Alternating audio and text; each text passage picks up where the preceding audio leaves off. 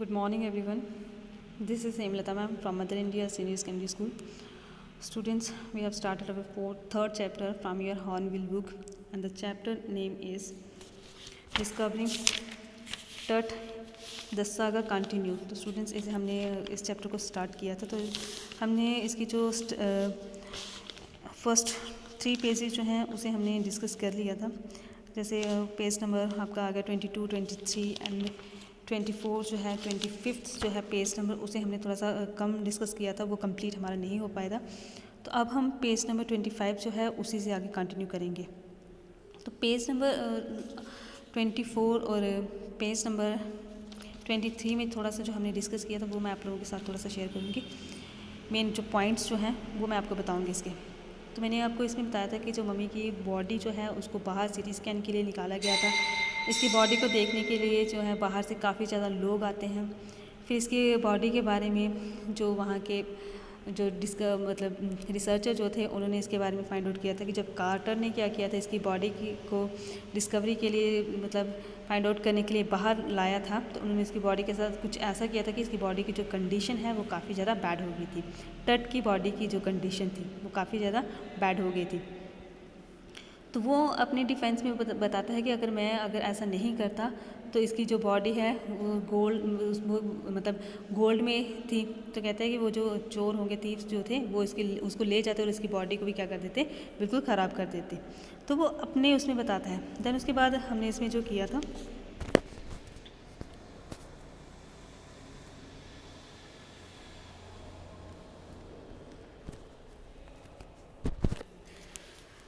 कहता है archaeology had changed substantially in the interviewed decades, focusing less on the treasures and more on the fascinating details of lives and intrigues mysterious of death. It also uses more sophisticated tools, including the medical technology.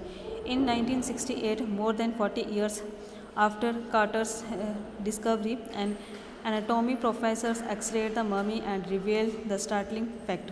Beneath the resins that cakes is his chest, his breast bones and front ribs are missing.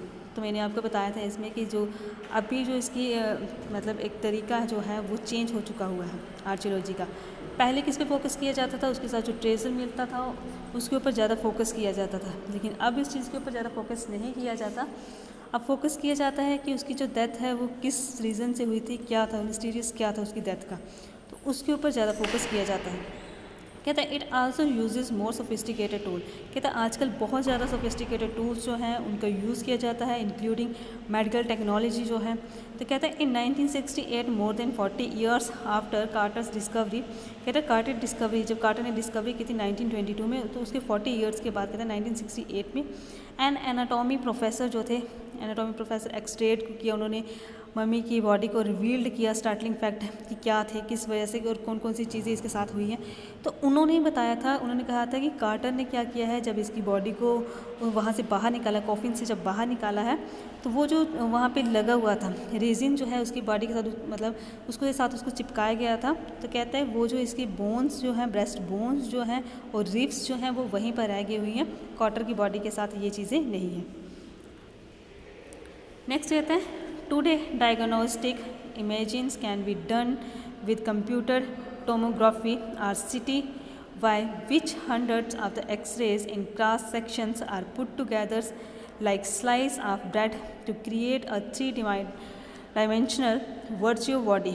What more would a CT scan reveals of Tut than the X-ray? And could it answer two of the biggest questions still lingering about him? How did he die and how old was he at the time of his death. तो कहते हैं कि today diagnostic imagings can be done. कहते हैं अब क्या हुई थी, उस दिन क्या हुई थी, उस दिन अब क्या किया था, एक डायग्नोस्टिक इमेजिंग जो है वो बनाई गई थी किसके साथ, कंप्यूटर टोमोग्राफी, मतलब सिटी स्कैन जो हुई थी उसकी, इसका नाम है सिटी स्कैन का कंप्यूटर टोमोग्राफी. तो कहता है उस दिन क्या हुई थी, सिटी स्कैन हुई थी बाय विच 100 ऑफ एक्सरेज, जिसमें 100 ऑफ एक्सरेज हुए थे उसकी बॉडी से, क्रॉस सेक्शन हर एक पार्ट जो था उसकी बॉडी का उसके हुआ था. और कैसे लग रहा था, जैसे कोई ब्रेड के स्लाइस होते हैं इस तरह से, मतलब अलग अलग उसकी बॉडी के क्या हुए थे, एक्सरेज किए गए थे. ये सिटी स्कैन जो की जाती है, तो कहते हैं ये किस तरह से होती है, जैसे 3D होती है ना कोई, कोई चीज़, तो कहते हैं इस तरह से ये हुई थी, इस तरह से लग रहा था। तो कहते हैं what more would a CT scan reveals after टट दैन द एक्सरे। तो ये जो सीटी स्कैन है इसमें ज़्यादा कुछ उसके बारे में दिखाया गया था। एक्सरे से पहले एक्सरे किया गया था, एक्सरे में इतना नहीं बताया जाता, लेकिन अब सीटी स्कैन किया गया था, ये काफ़ी कुछ उसके बारे में बताता था। कहते हैं and could it answers two of the biggest question. कहते हैं दो जो बिगेस्ट क्वेश्चन थे उसके जो आंसर है वो उन्होंने निकालने की कोशिश की कि हाउ डिड ही डाई, वो कैसे डाई हुआ था, and how old was he at the time of his death, और उसकी डेथ के टाइम पे उसकी क्या एज थी। कहते हैं किंग टट demise was a big event even by royal standards. He was the last of his family's line and his funeral was the death rattles of a dynasty. What the particulars of his passing away and its aftermath the unclear. कहता है टट king टट demise was big event, जब उसकी demise हुई थी, उसकी death जो हुई थी, लॉस जो हुआ था, तो वो काफ़ी ज़्यादा क्या था, वो बहुत बड़ा लॉस था किंग टट जो है। कहते हैं even by the royal standards में जितना भी था, तो कहते हैं he was the last of his family line. क्यों? क्योंकि वो क्या थे, लास्ट किंग थे अपनी फैमिली के, जो टट थे वो लास्ट किंग थे अपनी फैमिली के। तो कहते हैं कि उनकी जो डेथ हुई थी ये काफ़ी ज़्यादा बहुत बड़ा इवेंट था।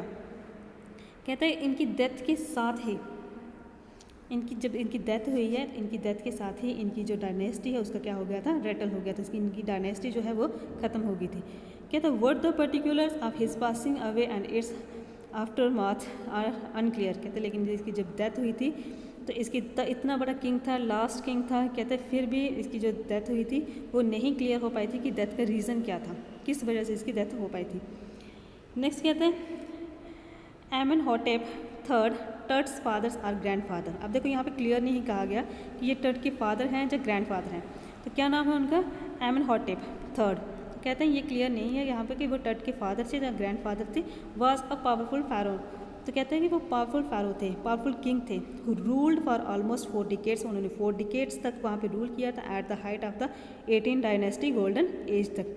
कहते हैं हिज सन्स एमेनहॉटेप फोर्थ, अब उसका जो बेटा था आगे, एमेनहॉटेप थर्ड का जो बेटा था आगे, उसका सन जो था, कहते हैं Amenhotep fourth succeeded him and initiated one of the strangest period in his history. तो वो उसके मतलब जो फादर या ग्रैंड फादर के बारे में बताया जा रहा है। तो कहते हैं कि आगे जो उनका सन था एमेनहॉटेप फोर्थ जो था, उन्होंने अपने फादर को क्या किया था, अपने फादर को जीत लिया था, और वो काफ़ी ज़्यादा स्ट्रेंजेस्ट पीरियड था हिस्ट्री का।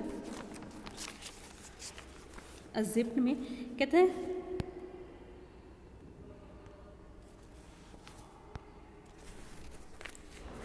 the new pharaoh promoted the worships of the Athens. The sun disk changed his names of the Akhenaten are servants of the Aten. अब देखिए उन्होंने क्या कहा, कहता है कि ये जो इसका बेटा था एमेनहॉटेप का जो बेटा था आगे, उसका नाम क्या था, एमेनहॉटेप फोर्थ जो था, उसने क्या किया, वो किसकी पूजा करता था, वो करता था एटेन। एटेन मतलब सन जो है, वो सन की पूजा करता था, इसलिए उसने अपना जो नाम था वो भी उसने चेंज कर दिया। उसने अपना नाम जो था वो अब क्या रखा, अखेनेटन उसने अपना नाम रखा, जिसका क्या मतलब था, सर्वेंट ऑफ द एटेन, मतलब एटेन जिसको वो मानता था उसका क्या है, ये सर्वेंट है। तो उसने अपना नाम जो था वो चेंज कर दिया था। कहता है move the religious capitals from the old city of the Thebes to the new city of the Akhenaten known now as the Amarna। तो कहता है कि उसने जो ओल्ड सिटी थी थेवीस जो थी, उसका नाम भी उसने अपने नाम से चेंज कर दिया, और अब उस सिटी को क्या कहा जाता है, अमारना। कहते हैं he further shock the country by attacking Ammunes, a major god, smashing his image and closing his temple.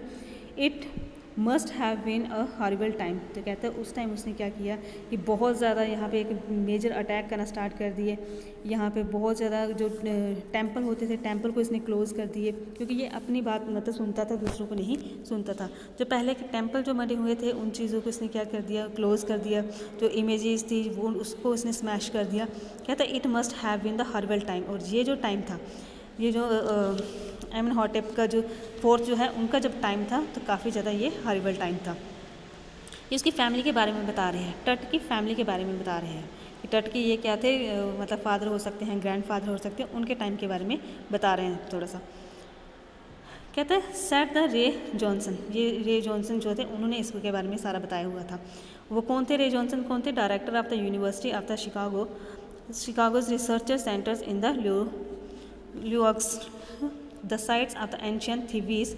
The family that had ruled for the centuries was coming to an end, and the Akhenatans went a little wacky. तो कहते हैं ये जो family थी अब ये क्या हो गई थी, अब ख़त्म हो गई थी, इनकी फैमिली ऑलमोस्ट ख़त्म ही हो गई थी। क्यों? क्योंकि जो वो था अखेटनेटन जो था वो थोड़ा सा क्या था, एक जैसे होता है ना कि अनयूजुअल इंसान होता है जो बिहेव करता है लाइक अ मैड, तो कहते हैं इस तरह का उसका बिहेव था। तो इनकी जो फैमिली है इसका क्या हो गया था, एंड हो गया था। कहता है after Akhenaten's death a mysterious rulers name the Smenkhkare's appears briefly and excited with the hardly a trace, and then a very young Tutankhaten took the thrones.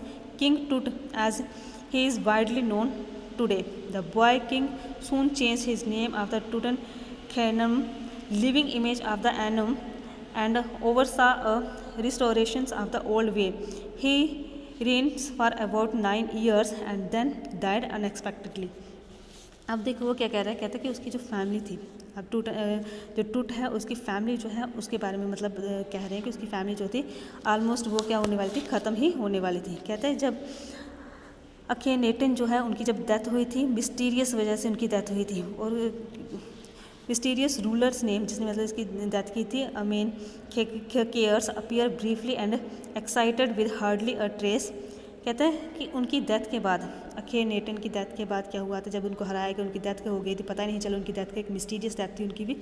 तो कहता है कि उसके बाद एक जंग जो था उसका नाम क्या था, टूटनखेटन टुक द थ्रोन। अब उसने क्या किया, एक छोटा सा बच्चा जो था उसने अब थ्रोन को संभाला, उसका नाम क्या था, किंग टूट। इसका पूरा जो किंग टूट जो है उसका नाम क्या है, टूटनखेटन, तो उसका नाम टूटनखेटन है पूरा। तो कहते हैं the boy's king soon change his name of the Tutankhamun. तो उसके बाद इसने अपना जो टूट जो है इसने अपना नाम चेंज करके तो इसने क्या रख दिया था, टूटनखेनम रख दिया था।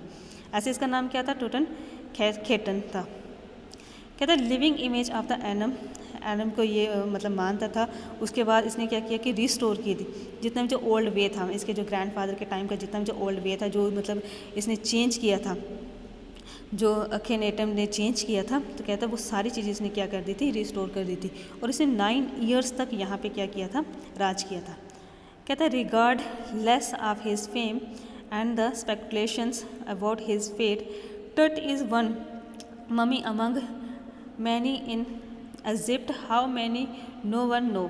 The Egyptian mummy project, which begins an inventory in late 2003, has recorded almost 600 so far and is still continuing. The next phase, scanning the mummies with a portable CT machines donated by the National Geographic Science Society and the Siemens. Its manufacturers, King Tut, is one of the first mummies to be scanned. In death as in life, moving regally head of his countrymen.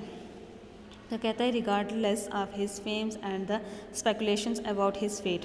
कहता है जैसे उसकी life मतलब इतना ज़्यादा वो regard था, इसका इतना ज़्यादा फेम था कि उसने इतना काम किया था, उसने सारी चीज़ें जो थी वो रिस्टोर की, इसने अच्छे काम किए थे। जो टूट था, किंग टूट जो था, इसने बहुत सारे अच्छे काम किए थे। तो कहते हैं कि फिर भी इसकी जो डेथ है, डेथ का इसका पता नहीं चला। जैसे कहते हैं कि टूट is one mummy among many in Egypt. टूट भी जो है वो एक ममी की तरह ही रहा जैसे दूसरे ममी थे इजिप्ट में। कहते हैं how many no one know, कहता है कोई नहीं जानता यहाँ पे कितने ममीज़ हैं। कहता है the Egyptian mummy project which begins an inventory in the late 2003। कहता है इजिप्ट के ममी का जो प्रोजेक्ट हुआ था, मतलब इनको कि निकालना है, इनका सिटी स्कैन करना है, इनको देखना है। तो कहता है ये जो प्रोजेक्ट जो स्टार्ट हुआ था ये कब हुआ था, 2003 में। 2003 में जो रिसर्चर थे उन्होंने सोचा था कि ये जो ममीज़ यहाँ पे रखे गए हैं इजिप्ट में पिरामिड के अंदर जो रखे गए हैं, इन्हें हम क्या करेंगे, इन्हें हम स्कैनिंग करेंगे, इनकी हम क्या करेंगे, सिटी स्कैन करेंगे। कहता द नेक्स्ट कहता है has recorded almost 600 so far and is still continue. कहता है कि कितने यहाँ पे मतलब ममीज़ की जो सिटी स्कैन हो चुका है, ऑलमोस्ट कहता है 600 का यहाँ पे सिटी स्कैन हो चुका है और अभी भी कंटिन्यू है, अभी भी इनके सिटी स्कैन हो रहे हैं। अभी ममीज़ की बॉडीज़ को निकाला जाता है, उनका सिटी स्कैन किया जाता है, उनकी मतलब रिसर्च की जाती है उनके ऊपर। तो कहते हैं The next phase scannings the mummies with a portable CT machines donated by the National Geographic Society and Siemens it manufactures. King Tut is one of the first mummy to be scanned. तो कहता है कि बहुत सारी यहाँ CT scan जो है उसमें क्या किया जाता है, इनको CT स्कैन किया जाता था और किंग टूट जो है उनकी फर्स्ट बॉडी जो है फर्स्ट टाइम जो CT स्कैन किया गया था वो किसकी बॉडी का किया गया था, टूट की बॉडी का किया गया था और बाकियों की इसके बाद किया गया था। कहता a CT machine scan the mummy heads to toe. जो CT स्कैन मशीन होती है वो ममी के हेड से लेकर टॉय तक उसको CT स्कैन करती है। Creating 1700 digital x-rays images in cross section. तो ये क्या करते हैं कि उसकी हर एक बॉडी के पार्ट जो है उसको क्या करती हैं, एक्सरे करते हैं। और कितने एक्सरे होते हैं, 1700, मतलब ये वो करती हैं, एक्सरेज करती हैं। हर एक पार्ट, हर एक सेक्शन जो होता है बॉडी का, हर एक पार्ट जो होता है उसका ये एक्सरे करती है, मतलब CT स्कैन जो किया जाता है। कहते हैं Toots had scans in 0.62 millimeters slices to registers its the intricate structures takes on the eerie details in the resulting image। तो कहता है जो टूट है, टूट की बॉडी को स्कैन किया गया था, 0.62 मिलीमीटर स्लाइसिस बनाए गए थे। छोटे छोटे जैसे पीसीस होते हैं ना, इस तरह से इसकी बॉडी के बनाए गए थे, छोटे छोटे पार्ट्स जो में इसको डिवाइड किया गया था। कहता है इनका जो स्ट्रक्चर था, मतलब काफ़ी इनके बारे में इतनी अच्छे से डिटेल नहीं मिली, इनकी बॉडी का स्ट्रक्चर जो था वो काफ़ी ज़्यादा ख़राब हो गया हुआ था। कहता है with Tut's entire body similarly recorded a team of the specialist in the radiology forensics and the anatomy begin to prove the secrets that the winds goddess of the gilded burial shrines protected for so long. तो कहता है कि इन्होंने ये जो यहाँ पे काम करने वाले थे स्पेशलिस्ट, रेडियोलॉजिस्ट, फोरेंसिक जहाँ पे रिपोर्ट मिलती है वो सारे हो गए, एनाटॉमी वाले जो हो गए थे वो सारे, उन्होंने क्या किया कि इसकी बॉडी को अब क्या करने की कोशिश की, रिकॉर्ड बनाने की कोशिश की। किंग टूट की बॉडी का रिकॉर्ड बनाने की कोशिश की। काफ़ी ज़्यादा रिकॉर्ड जो था इनकी बॉडी के मतलब बारे में मिला था और बहुत बुरा रिकॉर्ड मिला था। तो कहता है उसकी बॉडी का इन्होंने रिकॉर्ड बनाने की कोशिश की। किसकी? जिसको भगवान ने, गॉडेस्ट, विंग्स गॉडेस जो है, ठीक है, पंख वाले जो भगवान होते हैं, उन्होंने इतनी देर से इनको संभाल के रखा हुआ था। होता ना कि कोई कहता है कि भगवान, मतलब उस भगवान के पास इसकी गई हुई है, कहते हैं इसकी बॉडी को जो इतनी देर तक भगवान संभाल के रखा हुआ था, अब उसकी बॉडी को क्या किया गया था, रिकॉर्ड किया गया था।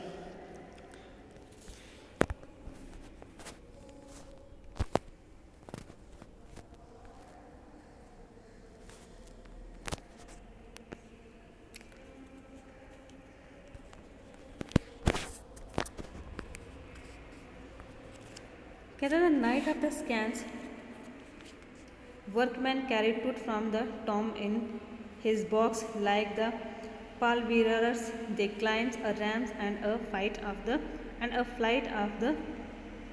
of stairs into the swirling sand outside, then rose on a hydraulic lift into the trailers that held the scanners. कहता 20 minutes later, two men emerged, sprinted for an office nearby and returns with a pair of white plastic fans.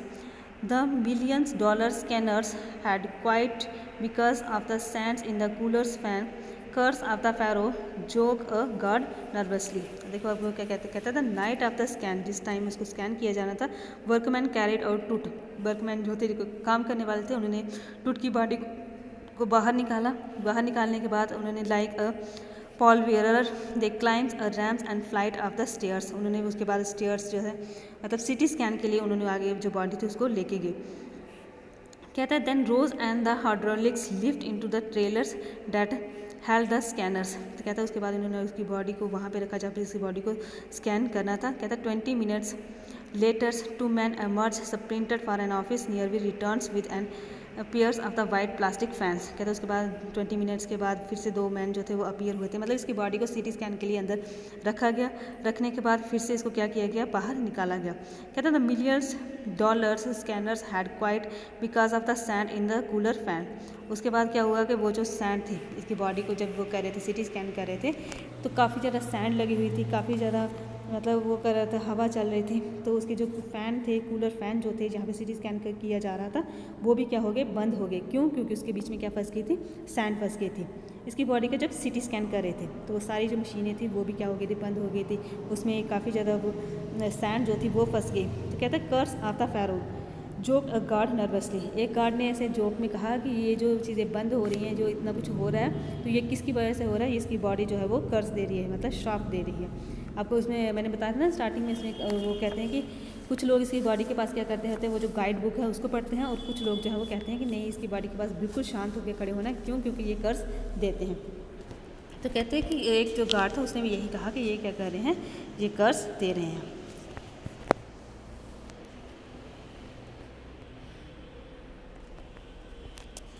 Eventually the substitute fan worked well enough to finish the procedure। कहता है जब वो fan जो थे वो बंद हो गए, फिर दूसरे फैंस जो थे वो लाए गए, फिर उसके साथ उसको काम जो है वो आगे कंटिन्यू किया गया। कहता है after checking that no data had been lost that the technicians turned it over the workman who carried him back to his tomb less than 3 hours after he was removed from his coffins. The pharaohs again rested in peace where the funerary priestess had led him so long ago। तो कहते हैं कि अब क्या किया गया, उसकी जो बॉडी का जब मतलब उन्होंने सीटी स्कैन करने थी उसको फिनिश किया। कहता है आफ्टर जब चेकिंग की, हर एक डाटा जो है वो चेक किया गया कि वो जो मतलब इसकी बॉडी के हर एक कंप्लीट है, पार्ट नहीं है। कहते हैं जब वो सारा डाटा चेक किया गया, कोई लॉस नहीं हुआ, उन्होंने फिर से क्या किया कि इसकी बॉडी को वहीं पर रख दिया, उसी टॉम में रख दिया। कहता है less than 3 hours after he was removed from his coffin. तो कहता है कि 3 घंटे का टाइम भी नहीं लगा था इसको सिटी स्कैन करने में। तो फिर इसकी बॉडी को जहाँ से निकाल कर सिटी स्कैन किया गया था, फिर से उसी बॉडी में इसको रख दिया गया था। और कहाँ पे रख दिया गया था? जहाँ पे मतलब प्रिस्ट ने, जब इसकी डेथ हुई होगी तो प्रिस्ट ने इसकी बॉडी को दफनाने के लिए रखा होगा। तो कहते हैं वहीं पर इसकी बॉडी को रख दिया गया। कहते हैं back in the trailers a technicians pulled up astonished image of the tooth on a computer screens. A grey head took shape from a scatterings of the pixels, and the technician spun a tittered in it in every direction. Neck vertebrae appears as clearly as in an anatomy class. Other images reveal a hand, several views of the rib cage and the transections of the skulls, but for now the pressure was off. Sitting back in his chair, Jahi Hawaz smiles, visually revealed that nothing had gone seriously wrong. I did not sleep last night, not for a second, he said. I was so worried because now I think I will go and sleep। कहता है back in the trailer technicians pulled up astonished image of the turds on the computer screen। कहते हैं जब वो क्या कर रहे थे, टेक्नीशियस जो है वो इसकी बॉडी को देख रहे थे, कंप्यूटर स्क्रीन में देख रहे थे, वो काफ़ी ज़्यादा हैरान हो रहे थे। कहता है a grey head took shapes from the scatterings of the pixel. अब उन्होंने क्या किया, उसका सिटी स्कैन तो ले लिया, उसकी बॉडी को रख दिया। अब वो उसकी बॉडी जो सिटी स्कैन किया है, अब उन चीज़ों को वो देख रहे हैं, एक एक पिक्सल जो है वो उसको देख रहे हैं कि क्या क्या है, इसकी बॉडी का पार्ट जो है वो किस तरह से है। उसके हेड को देखा गया, उसकी जो नर्व्स थी उसको देखा गया, हर डायरेक्शन से इसके पार्ट्स, बॉडी पार्ट्स को जो है वो देखा गया। कहते हैं कि क्लियरली एक एक इमेज जो है उसको देखा गया, इसके हैंड को देखा गया, इसकी रिब जो है उसको देखा गया, इसके स्कल जो है उसको देखा गया, हर एक चीज़ को बड़े ध्यान से देखा गया। कहते हैं उसके बाद जो जाही हवास थे वो स्माइल उन्होंने की और चेयर पर वो बैठ गए। तो उन्होंने क्या कहा, कहते हैं कि मुझे काफ़ी, मैं लास्ट नाइट, कहता I did not sleep last night, कि मैं लास्ट नाइट जो है वो एक भी सेकंड के लिए नहीं सो पाया। क्यों? क्योंकि मैं काफ़ी ज़्यादा वरिड था, मुझे काफ़ी ज़्यादा चिंता थी इस चीज़ की कि सिटी स्कैन पता नहीं कैसा होगा, किस तरह से किया जाएगा, क्या मतलब कैसे हम करेंगे ये सारी चीज़ें, हो भी पाएगा नहीं हो पाएगा। कहते हैं मैं काफ़ी ज़्यादा वरिड था, लेकिन अब जो है अब मैं ठीक हूँ और अब मुझे सोना चाहिए।